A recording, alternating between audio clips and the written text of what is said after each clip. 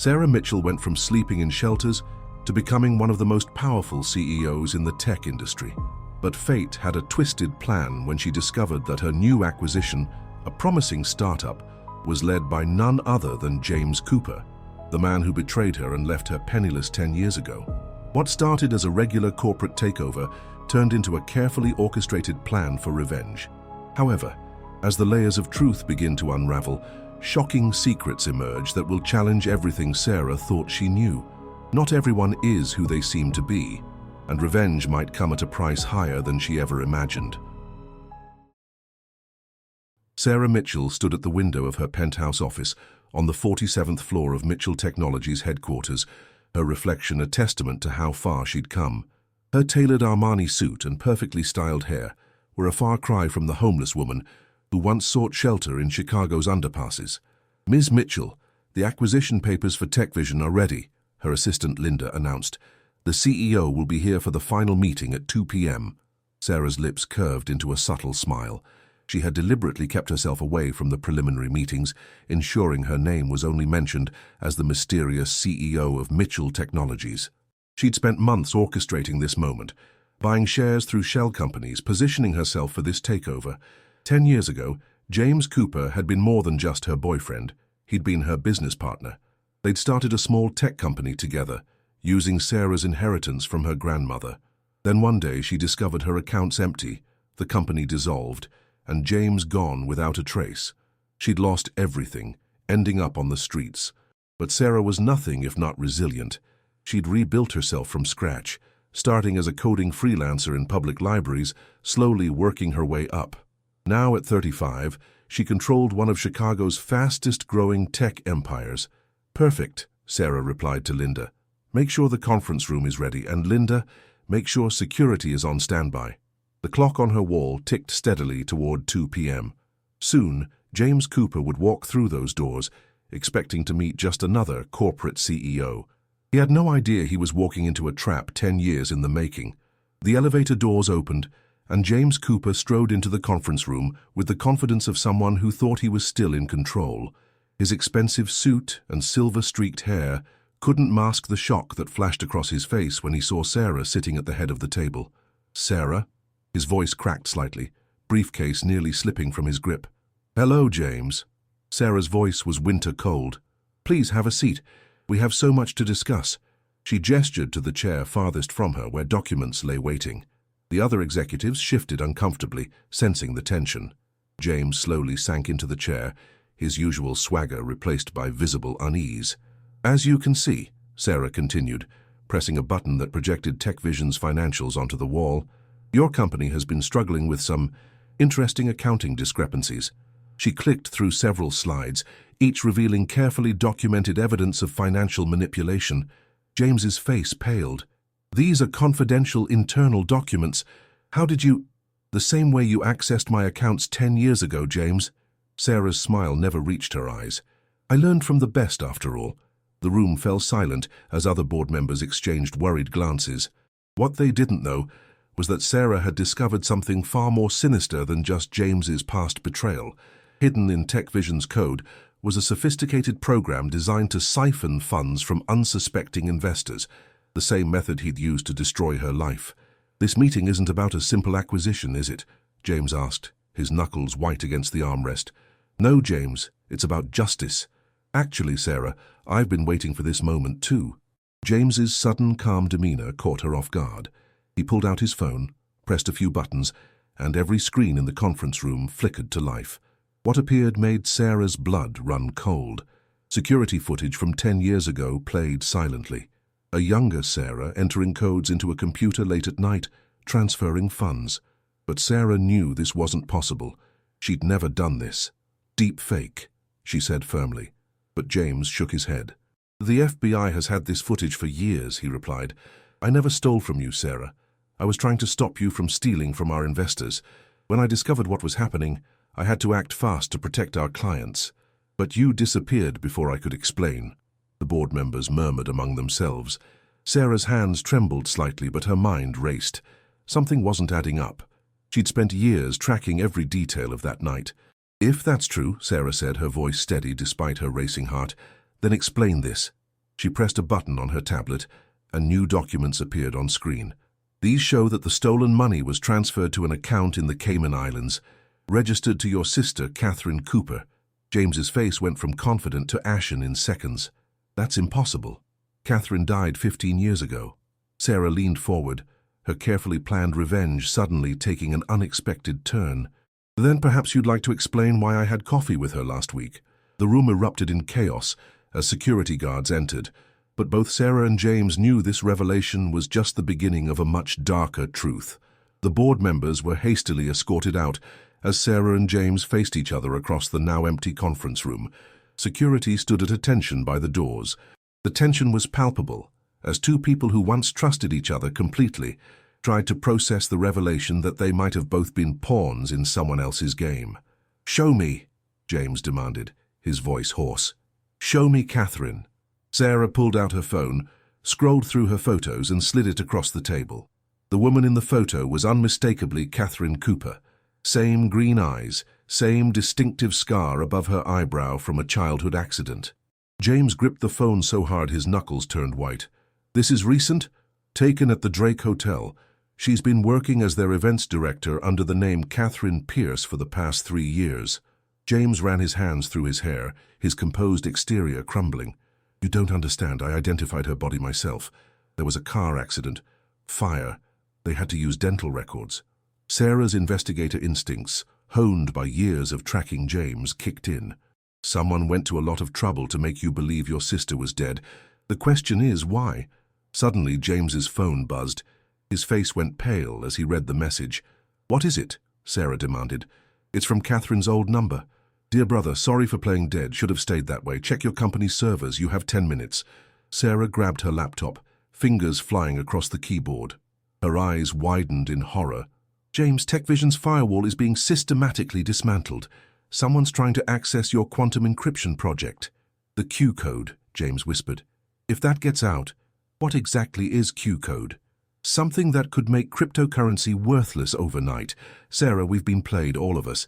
"Your security team has 3 minutes to stop the breach," Sarah said, already dialing her chief of cybersecurity. "Linda, initiate Protocol 0. James was frantically typing on his laptop. "It's not just attacking TechVision. The malware is spreading to Mitchell Technologies' servers too. This was planned. They waited until both our systems would be linked for the acquisition." Sarah's mind raced back to all the coincidences that had led to this moment. Her miraculous rise from homelessness, the convenient evidence that led her to James, the chance meeting with Catherine. None of it was random. "We were set up," Sarah realized. "Both of us. Someone wanted us here together, distracted by our past while they went after the real target." James looked up sharply. "The quantum encryption project wasn't even started when you and I were partners. How did Catherine know about it?" Suddenly, Linda burst into the room. "Ms. Mitchell, there's a situation in the lobby. Federal agents are here, and they're saying both you and Mr. Cooper are under arrest for conspiracy to commit cyber terrorism." "What?" Sarah and James said in unison. "That's not the worst part," Linda continued, her face grave. "Every major financial news outlet just received documents showing both your companies have been developing malware to crash the global banking system. The timestamps, they go back 10 years. Sarah and James locked eyes, decades of distrust dissolving in an instant. They were no longer enemies, but survivors of an elaborate setup that started the day their partnership ended. "Catherine isn't working alone," James said quietly. "This is bigger than us." Sarah quickly accessed her private server through a hidden terminal in her office.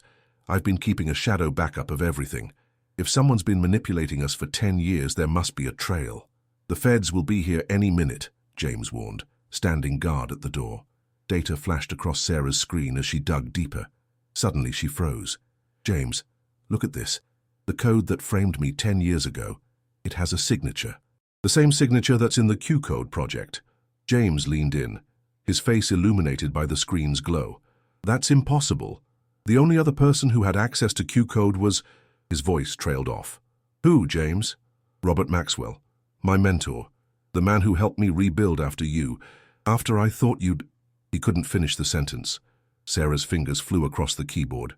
"Robert Maxwell's..." "Wait. Maxwell Technologies was bought out 5 years ago by a consortium led by..." Catherine Pierce. A slow clap echoed from the doorway. They spun around to find Linda standing there, gun in hand, all traces of her usual assistant demeanor gone. "I was wondering how long it would take you two to figure it out," Linda said, her voice now carrying a slight Eastern European accent. "Though I must say, 10 years of watching you both dance around each other like puppets on strings was quite entertaining."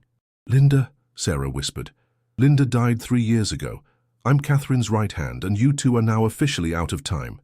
She raised her gun just as the sound of breaking glass and smoke filled the room. Through the smoke, Sarah felt James grab her arm and pull her behind the heavy conference table as shots rang out. The sprinkler system activated, rain like water cascading down around them. "The server room," Sarah shouted over the chaos. "There's a secure exit through the maintenance tunnel." They crawled toward the side door, water soaking their expensive suits. Behind them, Linda was shouting orders in what sounded like Russian. More footsteps entered the room. James pulled out his phone. "The Q code is still being extracted. We have maybe 5 minutes before they have full access." They reached the server room, Sarah's fingerprint granting them access. The massive banks of computers hummed around them. "Why didn't Catherine just kill you?" Sarah asked as they moved between the servers. "Why the elaborate setup?" "Because Q code needs both of our biometric signatures to be fully activated," James replied. "They needed us both alive and in the same place." Sarah stopped short. "But I never had access to Q code." "No," James said grimly, "but your grandmother did. She was the original developer. That inheritance you thought I stole? It wasn't money. It was the base code for the most powerful financial weapon ever created." Before Sarah could process this revelation, the server room door burst open. Through the gap between servers, they saw Catherine walk in, very much alive and looking exactly like her photo, followed by an elderly man Sarah recognized from tech magazines, Robert Maxwell himself. "Find them," Catherine ordered. "And remember, we need them alive. For now." Trapped between servers, Sarah and James watched as armed men spread through the room. The humidity from the sprinklers was making the servers overheat, filling the room with a low, warning hum. "Your grandmother wasn't just developing encryption," James whispered. "She found a way to link quantum computing with every banking system in the world. One key to access them all." "And you split the key between us," Sarah realized. "My biometrics from my grandmother, your access from continuing the work. Exactly why we need you both." Robert Maxwell's voice boomed through the server room. "Catherine, dear, secure the exits." Sarah's mind raced back to her grandmother's last words. "The heart knows what the eyes can't see." She'd always thought it was just sentimental nonsense. "James," she whispered urgently, "that day 10 years ago, did you ever actually see me make those transfers?" "No," he admitted. "Robert showed me the footage, and I never saw you steal the money. I saw bank statements." Their eyes met in sudden understanding. They'd been played against each other from the start, their trust in others used as a weapon. Sarah pulled out her phone, quickly typing commands. "The sprinklers aren't just water. It's a specialized coolant for the servers. If we override the temperature controls," James caught on immediately, "the servers will overheat and trigger an emergency shutdown. But that would destroy years of data. Better destroyed than in their hands." A slow smile spread across James's face. "Just like old times." Sarah's finger hovered over the execute button. "On 3, Catherine's voice cut through the room. "Found them. 3. Sarah hit the button just as Catherine and her men rounded the corner. Immediately, the server room's temperature spiked. Warning alarms blared as the cooling system failed. "Stop them!" Robert Maxwell shouted. "The servers are crashing." James grabbed a fire extinguisher, spraying it to create cover as they ran. Sarah accessed emergency protocols from her phone, sealing off sections of the server room behind them. "The Q code is deleting itself," Catherine screamed, her composed facade finally cracking. "All our work!" They reached the maintenance tunnel entrance, but Sarah hesitated. "Wait," she said, turning to face the chaos. "My grandmother's legacy. I need to know why." Robert Maxwell emerged through the steam, his expensive suit drenched. "Your grandmother discovered something dangerous, Sarah. The ability to control every financial system in the world. She thought she could trust the government with it. We showed her otherwise." "By faking my death," Catherine added, training her gun on them. "By turning you against each other. The perfect cover while we developed the technology." "The FBI agents upstairs?" James asked. "Actors," Catherine smiled. "But the real ones will be here soon. thanks to an anonymous tip about two tech CEOs planning to crash the global economy. Suddenly, the lights went out. Emergency red lighting bathed the room in an eerie glow. "No," Robert shouted, rushing to a terminal. "The deletion sequence, it's not just erasing Q code, it's broadcasting our private servers to every intelligence agency in the world." Sarah smiled. "My grandmother's final failsafe. The heart knows what the eyes can't see." It was a trigger phrase in the code. The sound of real FBI helicopters filled the air above the building.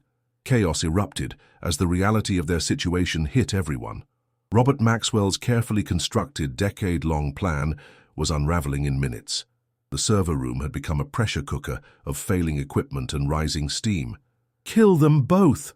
Catherine screamed, her composed mask completely shattered. "We can still salvage the core code with their DNA." As bullets flew, Sarah pulled James into the maintenance tunnel, sealing the heavy door behind them. The tunnel's emergency lights cast long shadows as they ran. "They'll follow us," James panted as they sprinted through the narrow corridor.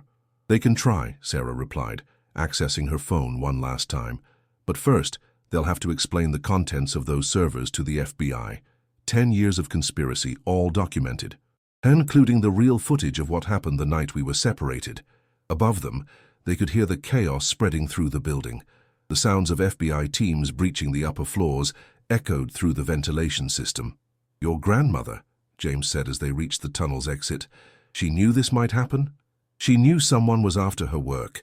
That's why she split it between us. Not just the biometric keys, but the truth itself. She knew that together we'd eventually figure it out." They emerged into the back alley just as police sirens filled the air. Through the building's windows, they could see Catherine and Robert being surrounded by federal agents. "Sarah," James grabbed her arm, his eyes full of regret for 10 lost years. "I should have trusted you." "We both should have trusted each other," she replied, watching their past burning away in the chaos above. "The question is, do we now?" The next 48 hours became a whirlwind of FBI interrogations, international news coverage, and shocking revelations. Sarah and James sat together in a secure federal building, watching on multiple screens as their story unfolded. Robert Maxwell's empire crumbled as the evidence spread across global networks. The conspiracy reached into the highest levels of government and tech companies worldwide. Catherine, faced with overwhelming evidence, turned state's witness, revealing a plot that went far beyond just controlling the banking system. "They wanted to create economic slaves," Catherine explained in her recorded confession. "Q code wasn't just about accessing banks. It could create or destroy wealth instantly, making entire populations dependent on those who controlled it." Robert had buyers lined up: governments, corporations, terrorist groups. But the biggest revelation came from a decade-old security video, finally uncovered from Robert's private server. It showed Robert and Catherine in Sarah's office the night everything fell apart, meticulously planting evidence and staging the theft that would tear Sarah and James apart. "I never thought we'd be sitting here like this," James said, watching the footage. "All those years hating you." "We were young," Sarah replied, "and they took advantage of that. They knew if we stayed together, we'd eventually discover what my grandmother had created." An FBI agent entered the room with new documents. "Ms. Mitchell, Mr. Cooper, we've finished analyzing the code fragments. Your grandmother's failsafe didn't just expose the conspiracy, it permanently altered the core programming. Q code can never be reconstructed." Sarah smiled, remembering her grandmother's wisdom. "The heart knows what the eyes can't see." It was never about the code itself, but about trust, about believing in connections stronger than algorithms and encryption. "The press is waiting outside," the agent continued. "They want statements from both of you. The tech world is calling this the biggest conspiracy bust in history." James turned to Sarah, taking her hand for the first time in 10 years. "Whatever happens next, we face it together. No more doubts, no more suspicions." Sarah squeezed his hand, feeling the weight of the past decade finally lifting. "Partners again?" "Partners," he agreed, but his eyes suggested something more. As they stood to face the press, Sarah realized that sometimes the greatest revenge isn't about destroying your enemies, but about reclaiming what they tried to steal: trust, love, and the truth. The press conference was a frenzy of flashing cameras and shouted questions. Sarah and James stood side by side, their united front a stark contrast to the years of separation. "Ms. Mitchell, Mr. Cooper," a reporter called out.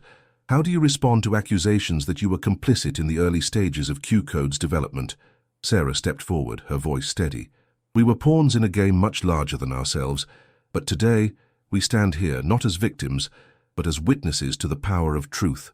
James added, our companies will be working with federal authorities to ensure that nothing like Q-Code can ever threaten global financial security again. As they fielded questions, a commotion erupted at the back of the room. Robert Maxwell, in handcuffs, was being led through a side door to another location. His eyes locked with Sarah's and James's, a mixture of anger and grudging respect in his gaze. You've ruined everything, he snarled as he passed. No, Robert, Sarah replied calmly. We've saved everything. Just then, Sarah's phone buzzed with an encrypted message. Her eyes widened as she read it, quickly showing it to James. Ladies and gentlemen, James addressed the crowd, we've just received word that a coalition of international banks and tech companies has proposed a new transparent system of global financial oversight. They're calling it the Mitchell-Cooper Protocol. The room erupted in questions, but Sarah's attention was drawn to a familiar face in the crowd, her grandmother's old research assistant, now grey-haired but smiling proudly. As the press conference concluded, Sarah and James found themselves alone for a moment.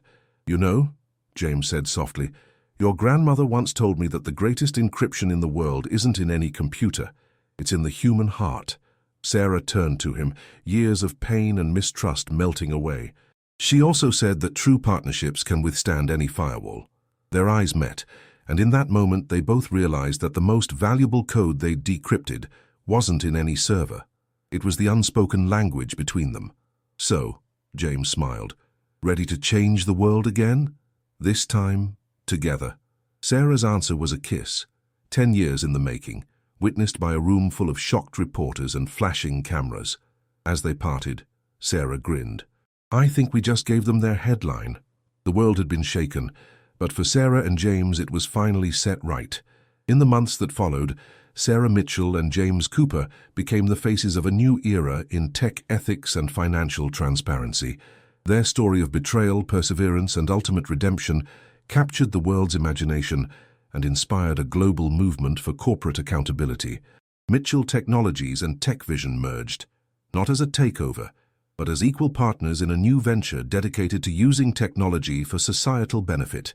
The Mitchell-Cooper Protocol became the gold standard for financial security, adopted by countries and corporations worldwide. Catherine served a reduced sentence in exchange for her cooperation, while Robert Maxwell faced the full extent of the law. The vast network of conspirators he had built over the decades slowly unraveled, leading to reforms in governments and institutions globally. Sarah and James, their trust rebuilt and strengthened by shared adversity, found that their partnership extended beyond the boardroom. They were married a year later, in a ceremony that celebrated not just their love, but the triumph of truth and reconciliation. As for Sarah's grandmother's legacy, it lived on in ways she could never have imagined.